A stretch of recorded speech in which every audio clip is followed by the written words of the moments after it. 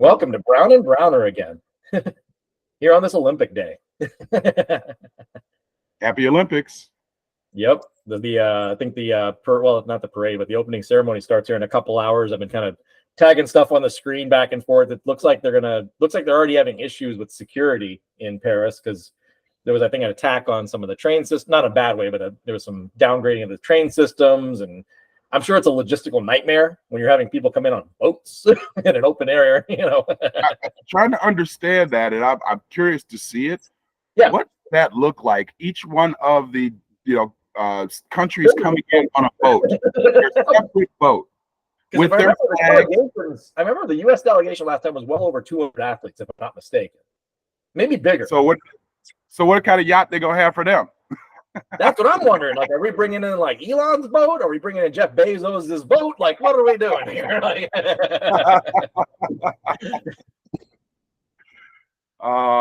There's a premium there, boy. They're probably making money off that. Like, hey, I got 32 or 40 yacht, boats for you. I got the, we can sell it to you or rent them out to you, lease them out to you for X million. That's a boat B&B or a Verbo boat thing. I don't want to know. There is a company for that, by the way. I don't know what the name of it is, but I know we have one down here in Annapolis for that, where you can literally rent a boat for the day for people that own boats. I haven't looked that up. I mean, you can. I have looked up renting boats. Chicago's got it in the lake, yeah. Yeah, they have the yachts. You could hold 40 people or this kind of number of people. I forgot how much they were, but they were outside of my league. Oh yeah, they're way out of everybody's league. Believe me. There's a few boats I see in the water in Annapolis, and I'm just like, that costs more than my lifetime. Right. And that shows the opulence we have. Can't that be shared a little bit more? I don't know. I'm not saying that you go out and you start giving people money away, give your money away to people. But I just feel like, wow, if you could afford that and you're living like that, isn't it possible that some other people don't have to live like you, but maybe they can live a little bit better than they are living today? Very true. Very true. That's just me. Opportunity has to be made better in the country somewhere. That's all it is. Honestly, that's probably why I'm not rich, because I have that attitude. You don't get rich by being too generous. Let's just be honest. That is very true. It's strategic at the end of the day. It's strategic. There's no question. On top of the Olympics, I think the other big news, obviously, is all the political stuff. I believe the Obamas came out at 6 a.m. this morning and supported Kamala Harris, from what I saw or read. I've seen some interesting things on TikTok, some things that, like, do you remember Kamala? And it was one of the Republican, was it a rep or a senator? And they were grilling her about things. And I think it was during the whole VP nomination, something. And my girl stood strong. Yeah. I have to give her some credit there. I think she's a solid debater. I mean, obviously, she's an attorney. She's a prosecutor. She's held her own in the courtroom and otherwise, obviously. And I think she held her well in debates, even when she was running last time and stuff like that, too. So I think she can hold her own. I think what'll be interesting is when they do have their first debate between Trump and Kamala, it's going to be a whole different ball game compared to what it was between Biden and Trump, obviously. There's going to be a lot more back and forth now rhetoric. Now, here's the twist or rub I'll throw out to everybody. If it turns into a game where the Democrats and Harris can lure Trump into being the person that he is, let's say, the loudmouth, brash, petulant child, personal attacks, calling people's names, I'm sure coming up with some nickname for Kamala or whatever it is. If they lure him into that trap, which I think they have already apparently this week from what I can tell, does that kill all of the momentum he may have had from both him being shot all the way down for the last 3 weeks? Because I think the Republicans were obviously riding a wave between him getting shot, the RNC, everything else. They were on an upward trajectory in terms of popularity, I think, in general. Agreed. Then came the switch, if you will, when Biden stepped down, Harris came in. And we've already started with the name calling. We've already started with the denigrating and all that. I believe even J.D. Vance went on a tirade yesterday where he made, I think, an oopsie probably on some kind of reference to cat people or whatever. You talk long enough, especially when you're full of it, you're going to put your foot in your mouth sooner or later. And that's the thing. So I'm wondering if they lure them into that game, does that cost the Republicans at the end of the day? Whereas if they were to try to distance themselves from that, personal attack stuff between each other and focus on the issues at hand, does that help the Republicans? And same thing with the Democrats. The more they lure Trump into the trap of trying to attack them, it helps them. Versus if there's more distance, does that hurt the Democrats? Because then the real attack ends up being on Harris's record and stuff like that. I mean, before I give you my personal view, I think overall, at this point in the game, how many people are undecided? How many people are truly changing? That's a good question. Based on the events of the day or the last this last week has obviously turned the tide on that in one way or the other. I really don't know the numbers, but it'd be curious to see what happened there. I think now that Harris also has the Obamas on board, and she seems to have, at least it seems like, half of Hollywood and half the, half of the popular world. Hollywood is chiming in. Have you noticed that? Hollywood is chiming in. So I have two takes on it. I mean, I'm glad that people are, coming out supporting whatever they can, either way. But here's the problem I had in what happened between Biden's resignation and Harris taking the seat, essentially. Harris obviously was going to throw her hat in the ring one way or the other, which deservedly so. She's the VP. Right. At the same time, the fact of the matter is, within a matter of 24 to 48 hours, she was somehow able to wrangle all the delegates needed to lock up her bid, her nomination, without giving anyone else a chance. The Newsoms, the whoever's of the world, all these VP candidates that are being thrown out, anybody, even a chance to run on the president ticket for the Democrats. I don't know whether that's contrived or planned, or if it was something that she did willingly and just said, hey, everybody's going to get on board with me, you have no choice, or if the Democrats were on board with that plan from day one. I don't know. I don't know, but I think that if you wanted to have a chance to win, the last thing you need to do is to have some type of vote off with multiple delegates and nobody aligning themselves. That sort of happened with Hillary and Bernie Sanders. Absolutely. And I think that's what hurt her. Yeah. So, but to do that at this late stage of the game, the decision to do what they did, maybe it'll end up working out okay. I was against it because I feel like you just basically condensed the whole election in 4 or 5 months. Yeah. How do you figure you're going to be able to leverage any kind of information about Kamala, what she could do, get people stirred up and want? How can you do that in 4 months when you had significantly more time and you waited until now to do this? So I was the move, but I think it might turn out to be the right move. And Kamala doing what she did, I think, was and very ingenious and intelligent way to go about it, because she took the bull by the horns, went out and got the delegates, got $81 million worth of monies to help fund, along with what she's taken from Biden's coffers. That's how you get started, and that's how you roll. You can't wait to see how many people are going to join into the fight, and then the last person standing is going to take on Trump. That just wouldn't be a good way to go about it, in my opinion. And I think you put it the right way. Like with whatever number of undecided voters there may be, or moderates there may be right now in whatever camp, because she took a decisive move, that's telling. That's a presidential move. Bam. You know what? We have no leaders in this country. That's my general take. I don't care what side of the aisle you're on. There are no leaders in this country. Nobody's willing to step up. We're not cultivating them. We're not growing leaders, as we talked about before. But she did that, and she did it in no time. She said, "F the world. I'm going to take this bull by the horns. I'm going to run it the way I want. You're going to get on my back and do it." And that's what everybody's doing. And then, frankly, because of the number of support and things that she's gotten from the Democratic Party in literally no time, that tells you something right there about what society's thinking too. And that goes back to what I was going to say when we went back to this, but and I was talking about how people are going to view this and what people are thinking. Yep. As far as the Republicans are concerned, I feel like they're unwavering in like they're where they are, and they are already, they're locked and loaded and ready to go. I don't think they're getting more Republican votes. Right. I think what was happening was Democrats were losing votes. People were thinking not to vote at all because they didn't want to vote for Biden and didn't want to vote for Trump. Now they don't want an alternative. What's that? They don't want 2016. And you hit the nail on the head. Right. Because the Democrats waited so long to create a support tree between Sanders, Clinton, and everything else going on, and then all the email garbage and servers and all the other bullshit that came out, that basically caused half the Democrats probably to not show up, honestly, to the polls and vote. Now, in this case, by galvanizing everyone as much as possible on the Democratic side, and frankly, as long as they can get people to show up at the polls, they seem to come out stronger. Meaning they should win by the math anyway. That is the math, period. Yeah. And that's been the secret. That's why you win or lose in the Democratic Party. How many people are showing up to vote? How many people have you stirred up and energized to actually make the effort to go to the polls and put their vote down?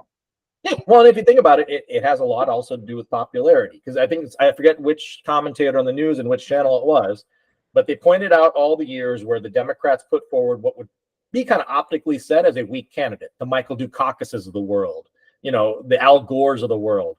Right. They weren't strong personalities. They didn't have the popular clout, all that stuff. And hence, that's why half the Democratic voters didn't show up and vote. And that's why they probably lost, theoretically. Right. In this case, you've got every celebrity coming out of the woodwork. You've got former presidents coming out of the woodwork. You've got leaders on all sides of the aisle. You got all sorts of things popping up every day, it seems like, for the last week. They're saying, hey, we're behind Kamala. We're behind Kamala. George Clooney, I'm behind Kamala. Crazy stuff popping up. And that's enough to win clout with those people that are hesitant to go out and vote or holding back their votes or whatever it is, basically.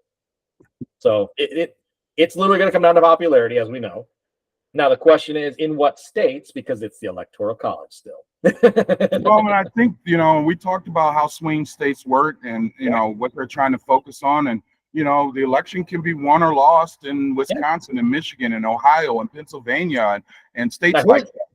Here's the twist for you. So Netanyahu's in town, right?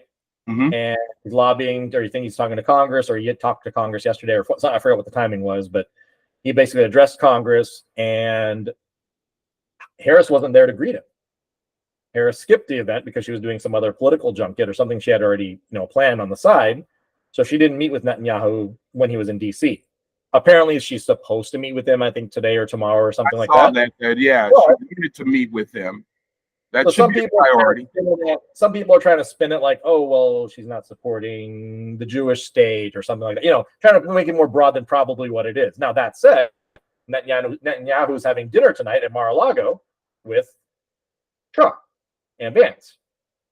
So is there to be something to be said when it comes to the swing states, particularly Minnesota, Michigan, and I believe one other state where there's a big Islamic presence of voters, and there's a big contention right now, and obviously with the whole conflict happening with Palestine and Israel, is there a issue with the fact that Harris did not meet with Netanyahu in the last 2 days in this whole manner when he came over for a planned trip?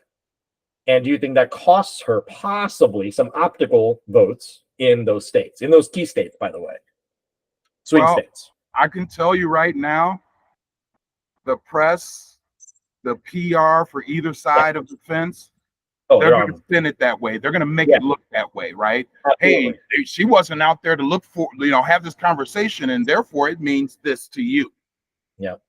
That's going to happen.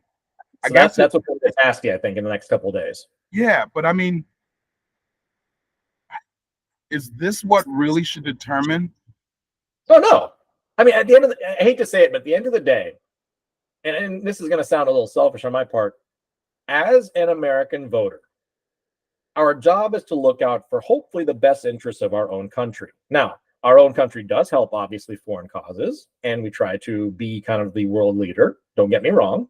Right. But at the end of the day, we're talking about our presidency, our country, and our need to be a strong country so that we can be that model country that other countries want to look up to and also be led by in some instances. If we can't show that and support that, then why should we have other things influencing how our elections take place? So whatever's going on in Israel shouldn't be impacting our election. Whatever's going on in Ukraine shouldn't be impacting our election, but it is. And that's the problem. And it will. Yes. And I agree. And excuse me for moving everybody, but I got something annoying that won't leave me alone. So I have to go over here. Yep. Yeah, I mean, you're right. And this is something that I have a problem with. it's one thing to understand how people speak to are able to handle foreign policy, how they Yep. can, it's just like, when we talk about having people go out and be able to represent America. So I think that's important, but I don't think you determine that by somebody who today is trying to act on whatever. It's like having somebody in for a photo op. Hey, I met with Right. Netanyahu. But what are you really changing today with your conversation? Yeah, you haven't talked about anything substantive to create actual peace in those areas, unfortunately. But I do think that people will look at that, and I think it is important to understand how you would deal with that from a conversation standpoint, what your perspective is. Yeah. I just hope that people are not being so shallow to be swayed by the things you're seeing from now till November. I think what all of that is just propaganda and marketing and stuff, right? It comes down to media slant, unfortunately. As far as the whole, Israel versus Palestine debate goes, I blame both sides on both things. We're talking about things that have happened over the course of thousands of years. In both sides, basically. Mm-hmm. Israel is at fault currently because of the oppression they've caused in Palestine. At the same time, Palestine's revolted in a very hostile way, obviously. And frankly, that's the bad part of everything. But just to be clear, in my opinion, this isn't just happening today. This has been happening over hundreds of years, and everywhere. Absolutely. Only reason we are talking about it today is that radical action that was taken, regardless if it was right or wrong. That's like the desperate man trying to get somebody to listen to him before or her before they commit suicide, before they do something. That was the last act because nobody was ever listening. There are powder kegs all over the world. I mean, look at the nexus between Pakistan, India, and China. It's nasty right now. If you actually read what's going on in that zone of Kashmir and basically the Himalayas, the protectionism policies that are taking place by all three countries to try to, and there's literally battles every day that we don't even talk about. You'll read about it in the BBC. There is territorial war going on there, but nobody's talking about it. Now, God forbid somebody drops too, and other places too, and we don't talk about it. God forbid somebody drops a nuclear bomb tomorrow, then everybody's going to talk about it. Exactly. Right. Same thing with China and then the Uyghurs, basically in Western China. I mean, you like every little place in the world has something. Africa has its own conflict within its own little domains. There are places in the world where these things have lasted for hundreds of years, if not thousands of years. And will they be solved overnight? Probably not. And they probably shouldn't be. And there's never going to be a true winner. There's always going to be a loser on both ends. There's never a winner in war and conflict. Never. Exactly. A true winner. There's always losers. Both sides could lose. Yeah. And that's the thing. Like, people are going to, obviously, like you just said, the media is going to come out and say, oh, well, Harris didn't meet with Netanyahu, even though she said that she's for having peace in the Israeli state and the Palestine state. Okay. What else do you want us to do besides be neutral? We want peace in the world. I mean, I'm sorry. Yeah, I get that Israel's probably a strategic partner for us, and there's other political things in play in terms of the Middle East and all that crap. But I'm sorry, we're talking about two factions of people. No different, and I'm going to take this a little bold, and maybe people won't agree with me. This is no different than Jewish people and Nazis back in the 40s. There are two factions of people at battle today. Which side you take, it's up to you. But at the end of the day, you're trying to look for peace, Well, and I would hope, but see what peace in order to achieve peace, there has to be some compromise on both sides. Absolutely, 100%. And that is generally the problem that we have because nobody wants to back down. Nobody, and that's why I wanted to say what I said about what happened. This has been going on for a long time. Palestinians have been saying this. People have been saying what's been going on and how bad the life is of people who are living in that area and why can't this change? And then they did what they did. Horrible as it was, how else were they ever going to be heard? And I almost have to say it was a necessary thing to be done. To whatever degree, something had to be done, and they took it to that level. It was that simple. Well, it's horrible, and I'll never be somebody who will support that kind of action. But Absolutely. I understand it, and this is why I said that. This is the problem with how we solve things today. Nobody wants to compromise. Nobody wants to get in the other person's shoes to at least get their perspective and understanding. They just want to see things from their own view. and they have their own agenda. And I don't feel like that's just having that as the baseline of how you go into these things makes it very difficult for anybody to ever really do something that's going to help bring about a change that'll help both sides in anything. And we're look at what America has become. Look at how we talk about elections. It's not even about what you plan on doing to help the people. It's about how horrible of a person are you? The other side Who do you hate more? You know, and that's the wrong way to go about it. But there's no compromise within our parties, within our structures, from government on down, even the House, or the legislature. If one of the other presidents are elected, is it going to be them working together, or are they going to be working from a party perspective and only be looking out for the things that sort of align with what they say they believe, as opposed to what's aligning with the needs of the people? Yep. No, like I said, the idea of doing things for the benefit of people has been lost in general, unfortunately.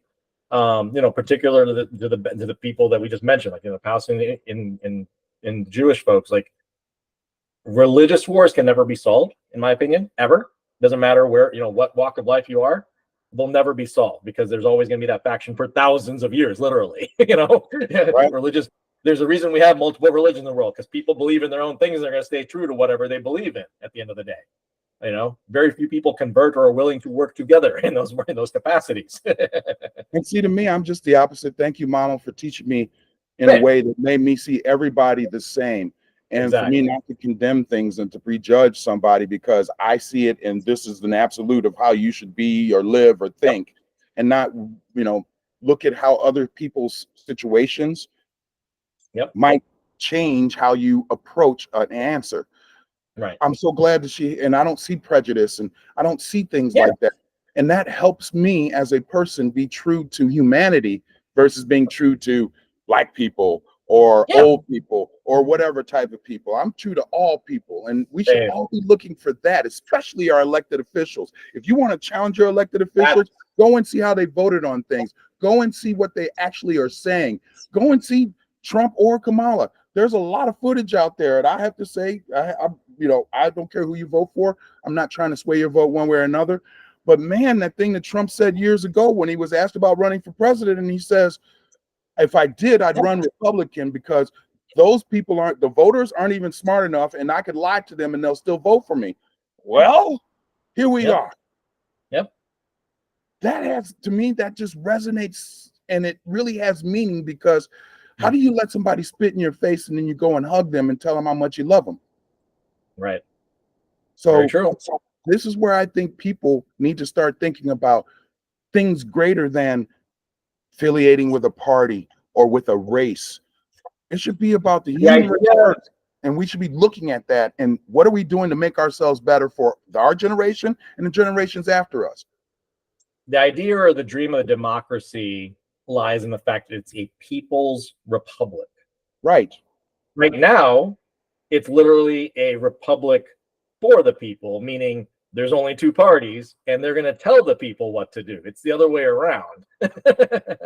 And it doesn't work that way. That we call that a monarchy in some cases, or a dictatorship in some cases. Dictatorship. I was just about to say that. And that's the problem right now. And we're too sheepish in our views to be able to really identify the issue. We're too busy scattered amongst the non-issues and what gender are you, and can you use this bathroom, and who's this and who's that, and we're really not looking at what's really the problem.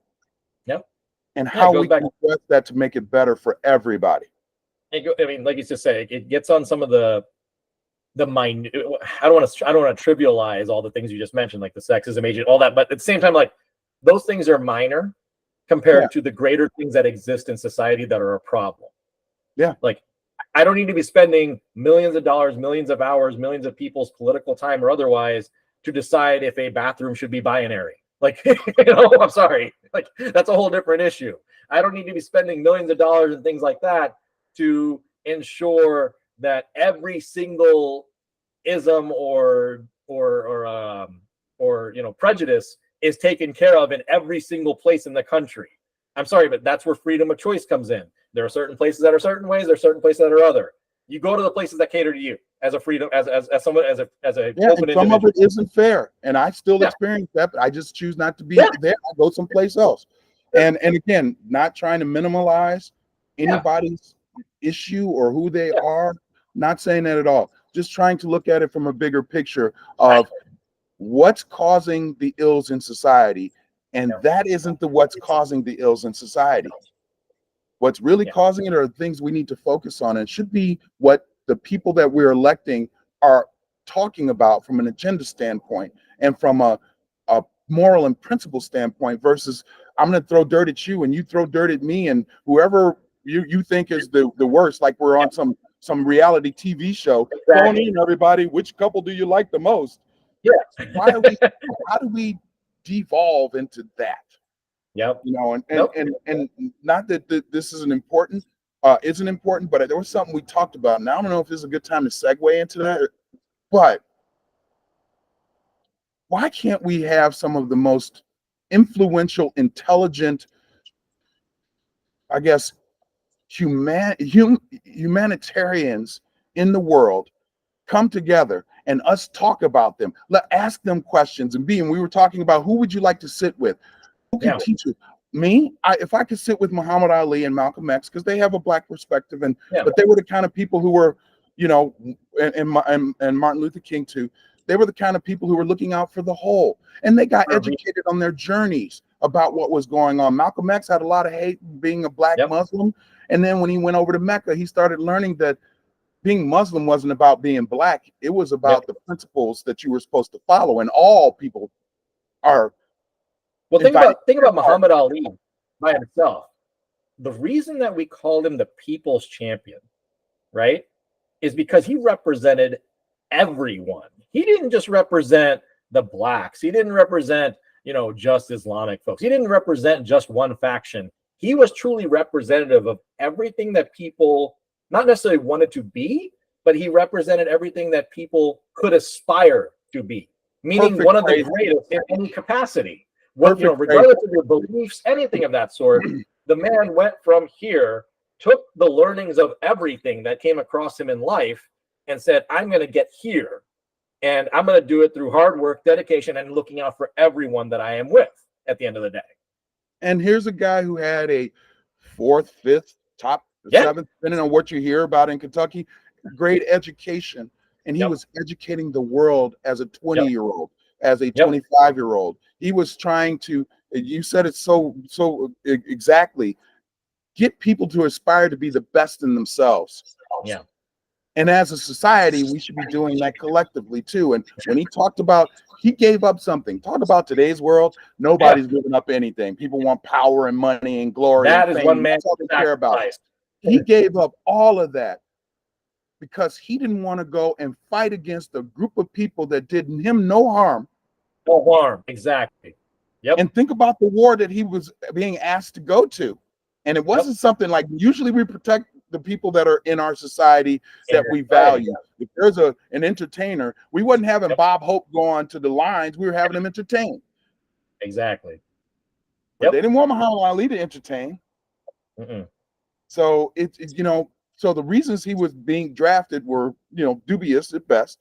But look at what he did with that situation and how he spoke about how we as humans should be treating each other. Yes. And he's speaking up against the atrocities of what war brings. Yep. And he gave up everything in his life to do that. Yep. That, to me, makes you a people's person. And that is why people love Muhammad Ali, because he dedicated his life to that. And he sacrificed to show you he meant it. Exactly. You see anybody in our world today who says they're about people sacrificing anything for the greater good of all? No, we forgot about those principles and morals and things like that when the almighty dollar comes in, or when the idea of power comes in. Some people are going to argue like, oh, that was just a product of the times. I'm like, no, you can do that anytime. You could literally do it anytime. Does not matter. But you got to want it. And I feel like we've become so polarized that we forgot, again, that we're the human race. I don't care what you look like. What kind of person are you? What is, as Martin Luther King said, the content of your character. Yep. That should be what determines good. He's black, he's bad. Oh, he's white, he's bad or good or whatever. It should be about that. And we just don't even care about that anymore. It's not, man, I sit in front of my house and I'm telling you, people look at me like I'm about to rob them every day. And the bad thing is, I get why they do it and sort of understand it. But think about how the thought process goes, and how fear and how some of the teachings and some of those subliminal messages that we send through our media, whether it's shows or commercials or whatever, has gotten the public to a point where we're afraid to interact with each other just because you look bad.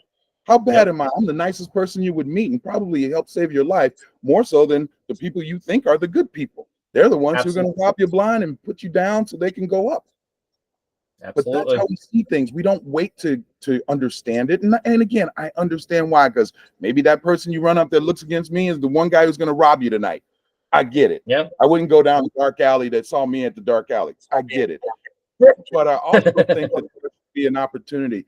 If I look at you in the eye and I nod as we walk by, I do it because I acknowledge who you are. Started to be first, started to be a black thing. So we acknowledged each other like, hey, brother, know you're going through the struggles. Me too. More power to you, you know, and that's how we started it. But I do it for everybody because we should be acknowledging everyone. You don't have to look me in the eye for a long period of time. You don't even have to have a conversation. But to know that you know I'm a person and not 3/5 of a person means something to me. That I feel like that like you could literally stand, let's say, in front of your yard, in a park, wherever you are, and just casual strangers walk by, and if you just give a simple hello, hey, nod, whatever, that's really all it takes. Not a matter. It's not even a matter for the other person. It's a matter for your own self to be a human. I do it for me, and when those people don't reciprocate, it is what it is. I'm not happy about it. It doesn't stop me from doing it again. Exactly. And I just wish people would think more like that, and not, you know, I got way off subject. Those were three of the people I talked about. People like Aristotle, Plato, Socrates. Think about how these people saw the view of the world in their time. And they were so advanced in how they took the information, saw what was going on, and being able to process it and understand it for what it is and what it would develop to be. They're the ones who helped us understand the world we live in. And they did it hundreds of years ago. Very true. Think about that. You know, the Einstein, when did Einstein die? Einstein was around to what, the mid-50s? 50s. Yeah. And he was brilliant. Mm-hmm. I would love to sit down and speak to people like that because they had a perspective beyond our simple thinkings. It was broader view. Yep. Yeah. And I think if we had people like that talking and interacting and giving their points of view, and we were able to cobble all of those things together and write it down, they would give us the model that we should be looking at, not only to advance as a society and as a people, but also learning how to become an advanced society, truly civilized. I think we're no longer civilized. Civilized, the word, you know, you mentioned it earlier about you know, what democracy was. Where are we now? You know, I'll give you an interesting modern twist. And I'm not saying this would be my choice, but can you imagine a round table with these three characters: Neil deGrasse Tyson, Warren Buffett, and Elon Musk? Wow, that would be a truly interesting conversation. It might turn into an argument. I get that it's also missing probably two other perspectives, from a female perspective and probably a racial perspective. But those three minds, and Neil deGrasse Tyson in particular, he thinks very outside the box, and he gives you a lot of cool perspective on a lot of different things if you ever listen to him and kind of hear his podcasts and stuff like that. Mm-hmm. So he's literally giving ideas that people don't think about on the average day. And it truly opens your eyes. It's like, okay, well, wait a minute. What if I think about it this way, that way? It's kind of cool. Warren Buffett, seen it, done it, been humble about it. You can get that more neutral perspective. Yeah, I like that choice. A little bit more brash and a little bit more thinking, but wasn't that his whole idea of taking over Twitter, to kind of potentially create that free speech? Now, I don't know whether that's happened or not. Some people can argue both ways, but that's the creativity that at least he thought about. It's like, hey, I want an open forum. I want ideas to come out. I want people to talk freely without any censors, right? That's a great point, because both views should be heard.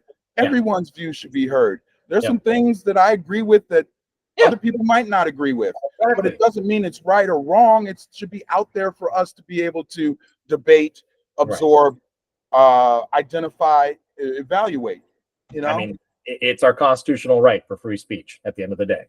So people should be able to speak that here. It's your choice as an individual whether you want to follow something or not. It's truly your choice. But I don't think any governing body should regulate that. And I get there's harmful speech out there. I absolutely agree. There's probably portals of the world out there that talk about bad things, and that exists. But that's where you do have things like the NSA and the FBI and stuff like that. They monitor those things for harm that could come physically from those talks, right? And that can exist, but that shouldn't censor it, right? and I mean, it could. part. It's a fine line. Part. Yeah, it's a fine line. I get that. But from the general, I would say the general popular world, so the Twitters of the world, the Facebooks, everything that's social media today in general mainstream, I don't feel it's right to censor because people have the right to speak a certain way. Now, because those entities are private, I think they have the right to govern themselves. So there's a whole different debate going on that too, where the government's trying to intercede and tell social media that they have to operate this way. They want to cut off age limits and all that stuff. I get that debate because it's obviously trying to look out for the greater good. But at the end of the day, that's a private entity that you're trying to step into. It's no different than the drug world or anything else that you're trying to step into where it's a private entity. We've always tried to create a border between public and private sector regulation. The government trying to get involved in the private sector, that crosses a whole different line. Same thing the other way. So again, it's up for debate. It's obviously up to the individual person to think whichever way they want on that. But when it comes to free speech, honestly, if we can't have free speech, that limits idea and innovation and advancement as a whole, in my opinion. Yeah, and it has to be free because you can't just again identify what speech you want to hear and say that that's okay and others isn't. Not for me to realize it to like the places in the world where stuff like that is regulated, the North Koreas or whatever the world, like you're forced to think a certain way, relatively speaking. Oh, and they give you access to nothing to be able to, do anything more than you don't even know half the stuff that you don't know exactly because you've never seen it or been to experience it or have the opportunity to experience it for that matter. So in that respect, it takes away your human right to experience the world. But imagine if we could have those kind of discussions, and it can be discussions about the world for the greater good of society, whether it's nationalistic or global or whatever we want to look at. But imagine if you did that in various ways, whether you said movie making or sports or entertainment, entertainers. Imagine how much more knowledge you can get from the best of those areas. Absolutely. And not everybody has the drive or the same vision. But boy, if you had not necessarily a blueprint, but an understanding of the ladder that you need to climb to the heights you want to get to, you're probably more likely to be able to make the right decisions to make those ascend to whatever aspirations you may develop from, having those interactions. Opportunity and knowledge. That's all you can ask for in life. If you've got those two things, then it's up to you as an individual person to take advantage of those and go as far as you want to go in whatever capacity. And just as an asterisk, it's not equal for everyone. We do start at different points at the same race. Absolutely. Yeah. There's some on TikTok where they ask questions about things that you had access to, and for each time you had access, you were given an advantage. So not everybody starts at the same spot, but guess what? Even if you don't, you can still work a little bit harder to get what you want. Well, and call me kind of old-fashioned, but my general view is I always want to, or at least in my lifetime, I want to leave my legacy so the next one is better off. So if my kids were better off, I'm happy. That means I've fulfilled what I need to do in life. So if they get to start higher in that ladder, I'm happy. That's it. That's my life, Well, and I hope everyone who's a parent, and especially fathers, and especially those who look like me, heard what my man P said. That's what you should aspire to when you have a family. You are responsible as a parent to try to set that next road for your kids so that it's a little bit easier than the road you had to take to achieve. And if you're doing that, then I think you're doing what a parent is supposed to do to make sure your kids have it better than you did. Well, I'll take it even more global. Why do you think people want to immigrate to places like America? Right? I mean, opportunity. There are people in the world that have to start at that lower rung, wherever they are, whether it's somewhere in the world or even here. They're wanting to improve the quality of life, not just for themselves, but for their next kid, basically. And they're willing to make the sacrifice to come here or go wherever it is and make that change so that they can get a better start in life to move to whatever aspirations they have. So I think some of that gets lost on a general populace at times, like, especially the folks that are like, oh, or they're kind of against immigration or whatever it is. There's different facts of life, but at the end of the day, if you think about it really in really simplistic terms, all we want is a better life. That's it. That's all. Nothing. Nothing. And I never ask for anything more than I feel like I deserve from the work that I've put in. Yep. But that's what everybody wants to have, and I just give I tell you what, I give you one of these to all of the people who have come over here. I don't care what people are saying about migrants and this and that, but for those people who came over here and truly took this opportunity to try to make it better for yourselves. I don't care, people talk about Middle Easterners coming over here, and that was a big thing like 20, 30 years ago. Mexicans and others coming over here. Well, you know what? If you can, do something that makes you better and the area you go to better, just like what America was built on. All of these people came over. America was better because we brought culture and things, but we also brought a work ethic, and we also brought a desire. And if you have that and you bring that, kudos to you. I don't care what nationality you are.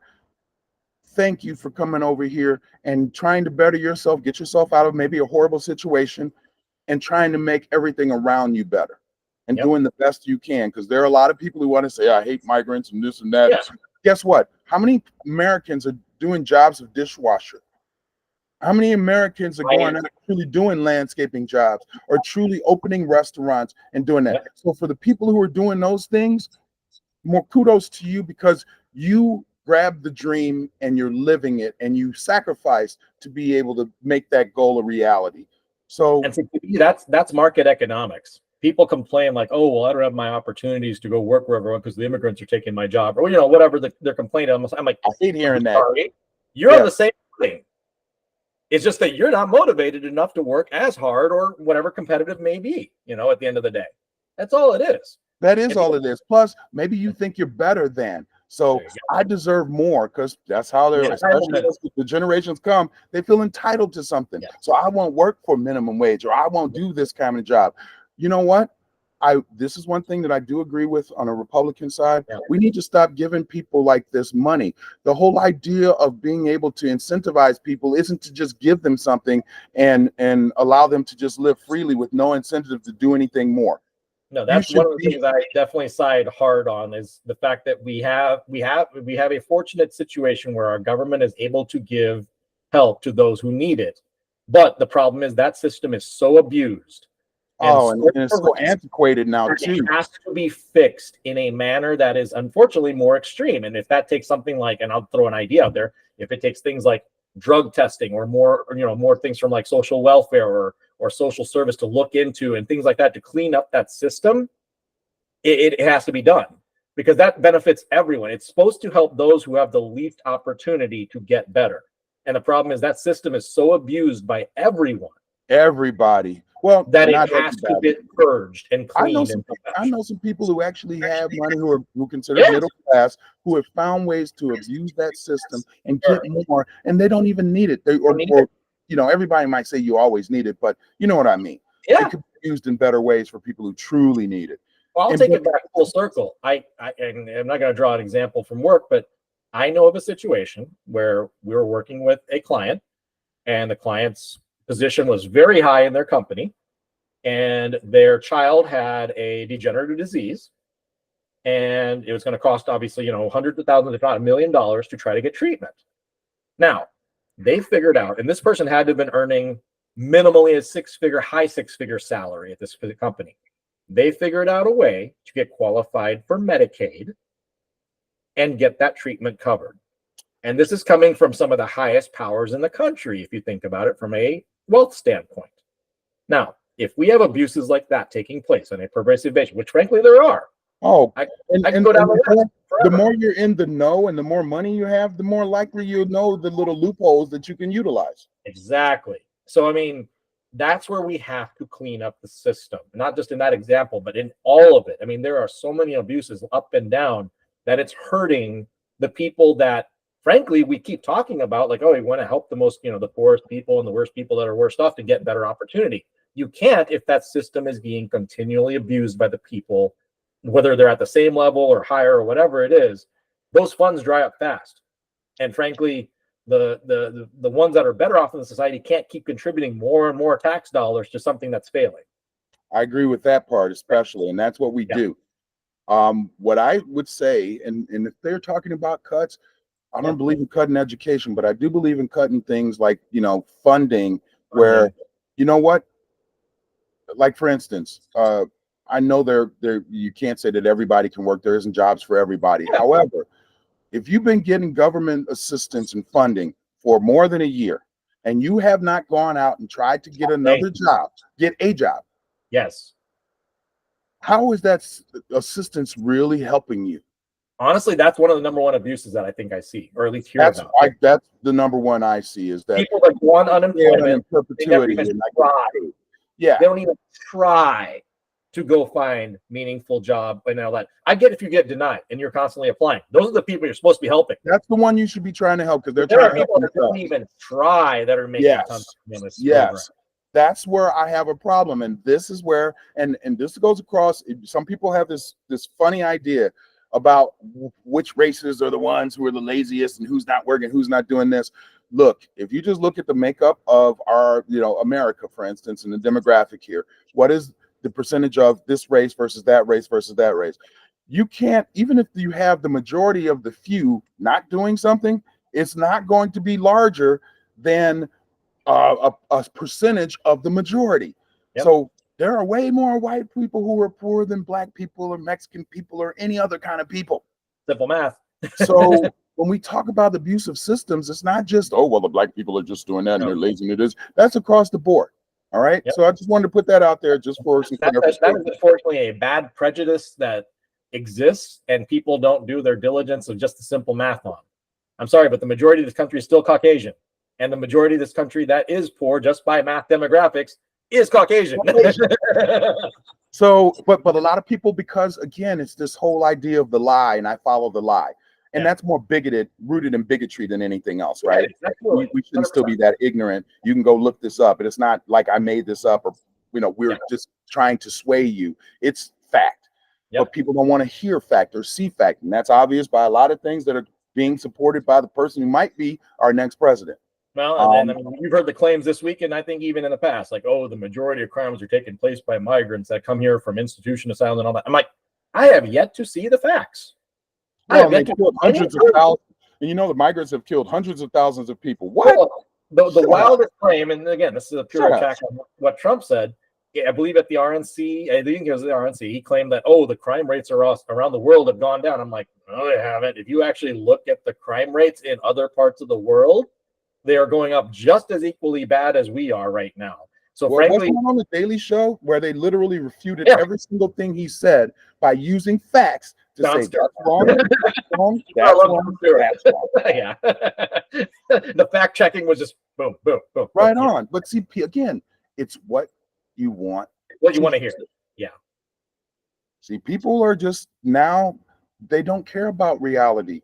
They want to hear, you know what? It's those brown people who are taking all the money from the government. I mean, I don't know how much you watch South Park. I don't know how much you watch South Park, but back in the day, it's like they took their jobs. You know what? Have you ever seen anyone that, if other than someone brown or Polish, doing landscaping, doing this job? How many bus boys are you seeing? Everyone that I've hired is not like that. Yeah. So when you talk about the reality of the jobs that are out there and who's taking them, what kind of industry would you have at McDonald's if you didn't have a bunch of? Where would McDonald's be? Where would McDonald's be? McDonald's now. Yeah. If you took away Brown out of McDonald's, 100%. Where would McDonald's be? 100%. No, I'll even take it further. I usually try to vet out landscapers. I'd say every few years. I mean, some people change businesses, whatever it is. And, I would say probably 99% of the time, I've always had someone that was of Hispanic origin in different forms. But it wasn't because of their race or their availability. It's because, frankly, they were willing to do a better job than the next guy. And I have interviewed white companies, or I've interviewed black companies. I've interviewed all kinds of companies. Sure. But I'm sorry, they did the best job. I don't care what their race was, and that's why I hired them. And that's the killer part. Yes. They're willing to do the best job, and many times might be the cheapest rate. Best prices. And I'll even take it further. I'm hiring a contractor right now for some work on a house project I'm working on, and the best bid, and more importantly, the most quality work, and honestly, the best conversation I had with the contractor was with the person of Mexican descent. Hey. Over a company that had all women, over another company that had all African Americans, over several companies that had Caucasians. I mean, I could go down the line. I vetted out the entire rainbow. Hey man, more power to you for doing your due diligence. Yeah, and being real about it. Well, and there's some companies that I prided myself kind of working with. Like in my previous home, I looked for some contractors individually. And I happened to come across two companies that were particularly women owned and operated. And I was like, that's kind of cool, especially in a construction scene, right? Like you don't hear about that, and it's probably not that big, as you said. I ended up hiring those companies because they were frankly awesome. They were more thoughtful about the job, everything. They weren't even the lowest price, but because of their thoughtfulness of their job, and how comprehensive they were and how the package they presented as far as what they were willing to do. Yes. Hey, quick question. Do you hear any background noise right now? No. You don't hear a basketball bouncing? I do not. Okay, good. Yeah. Because my neighbor's kids are out and they got a basketball hoop in their backyard. I got a noise isolation thing, which works. So I think I got the same thing. Yeah. So excellent. I'm glad. I just wanted to make sure it wasn't going over to where the things we're saying weren't being heard. That said, I've probably got a couple minutes, and then I've got to deal with my day. Hey, it's all good, man. We can wrap it up soon. But I do think, again, these are what you said and what people think. Yeah. That's the problem. People think things are being taken away. Let's make America great again. What's wrong with America? What's making America not great? Who took America away from whom? Yep, that's true. So, I mean, when we hear those things, please, people, stop listening to sound bites and just hearing them for what that is and going, ooh, I'm swayed by that. Do your homework. Do your homework. Understand the information that you're hearing and you're getting and process it. Don't just take it at face value. Somebody tells you that they hate somebody. Don't just say, I'm going to hate him because he hates him. Exactly. Build your own understanding, and then you can evaluate things appropriately to make those decisions on like, hate, good, bad, etc. No, that's like I said, all you can do is from on your day-to-day, whether it's your day-to-day or all the way up through the election, do the homework, do it for yourself, more importantly, and then align to whatever you want to align to and support whatever causes you want. But don't take it on the whims of others, the media, or anything else at the end of the day. Yeah. You can read and do your Yeah. Yeah, I said you can do your diligence and read whatever you want. I'm not saying limit yourself to certain sources or anything like that either. I'm saying do your homework and come up with your viewpoint in an educated manner. That's all. That's it. Think for yourself. Evaluate things for yourself, not based on the neighbor next door, not based on how your friend thinks. It should be based on what you think. And then you use the other information from those other sources to solidify that thought, question that thought, but have your own thought first before you try to jump on someone else's bandwagon and maybe be headed on a direction that doesn't align with what you really believe. Yep. Very true. I'll tell you what, man, I'll just give you a couple minutes, do what you need to do. I'm glad we got a chance to meet this morning. Absolutely. Again, I wish everybody good health, prosperity. And I think the thing that I feel most is a little bit of peace in your life, and maybe it'll bring clarity as well. Well, and I'll end on this note. We're about to watch the Olympics. The historical significance of the Olympics, it was supposed to be a time when there's no war. It's supposed to be a sign of peace and a sign of healthy competition, just to showcase what humanity could be about in terms of optimal growth and potential. Obviously in a physical fashion here, but I think this kind of takes on some multiple layers this day and age. But hopefully people can take the time to appreciate it and also hopefully the world can be at peace for, a few weeks here in some fashion while it takes place, to be actually representative of what it was when the Greeks invented it. I love that, man. That's a great way to end this. And I hope that everyone's listening and understanding the significance of what the Olympics bring. And yeah, let's remember that healthy competition and watching competition, we all love that stuff.